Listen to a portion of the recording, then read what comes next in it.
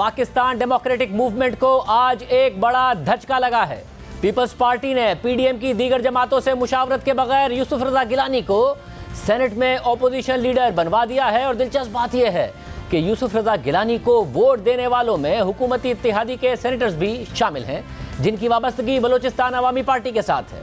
आज सुबह peoples party का वफ्द जाती उमरा में मरियम नवाज की मेजबानी में नाश्ता कर रहा था और ऐन उसी वक्त पीपल्स पार्टी चेयरमैन सेनेट सादिक संजरानी के पास जाकर यूसुफ रजा गिलानी को अपोजिशन लीडर मुकर्रर करने की दरख्वास्त कर रही थी। वही सादिक संजरानी जिन्हें पीपल्स पार्टी चेयरमैन सेनेट तस्लीम नहीं करती और उनके इंतखाब के खिलाफ सुप्रीम कोर्ट जाने का ऐलान कर चुकी है। इस पेशरफ्त पर पीडीएम की सबसे बड़ी जमात नून लीग ने सख्त रद्द-ए-अमल दिया है। सीनियर रहनुमा एहसन इकबाल ने कहा कि पीपल्स पार्टी अपनी मजबूरी नवाज शरीफ को बताती तो वो खुशी से उन्हें ऑपोजिशन लीडर दे देते। ऑपोजिशन लीडर के लिए बाप के लोगों को मिलाने से इत्तेहाद को धचका लगा है। उन्होंने पीपल्स पार्टी को सरकारी ऑपोजिशन का नाम दिया।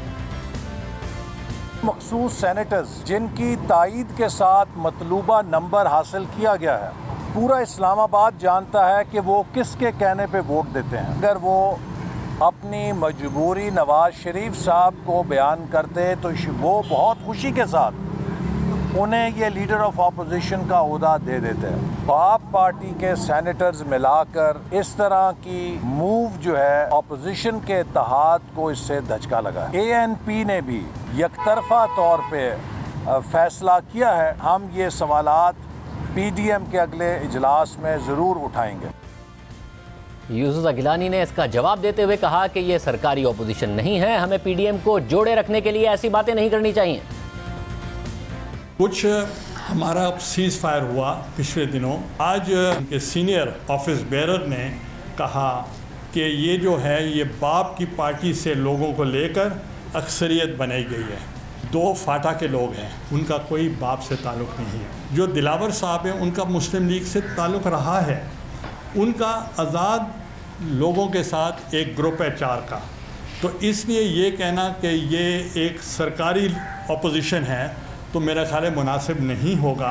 और हमें पीडीएम को इंटैक्ट रखने के लिए ऐसी बातें हमें नहीं करनी चाहिए।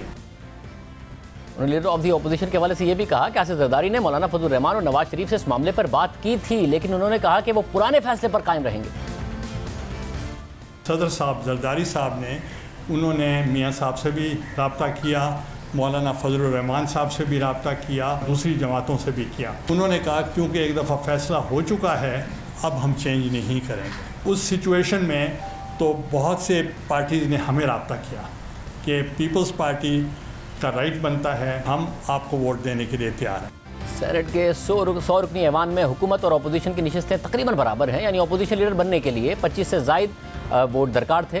और आज पीपल्स पार्टी ने 31 अराकीन की हिमायत के साथ दरख्वास्त जमा करवाई, जिनमें 21 अराकीन पीपल्स पार्टी के, 2 एएनपी के, 1 जमात इस्लामी, 2 साबका फाटा के अराकीन और दिलावर खान ग्रुप के 5 आज़ाद अराकीन शामिल हैं।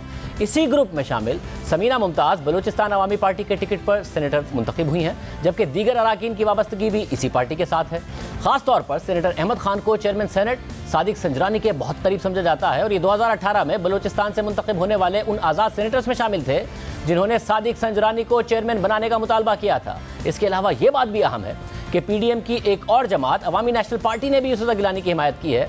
इस पेशरफ्त के बाद पीडीएम अब कहाँ खड़ी है और क्या यह समझा जाए कि अमलन उसका वजूद ख़त्म हो गया या पीपल्स पार्टी से बाहर हो गई?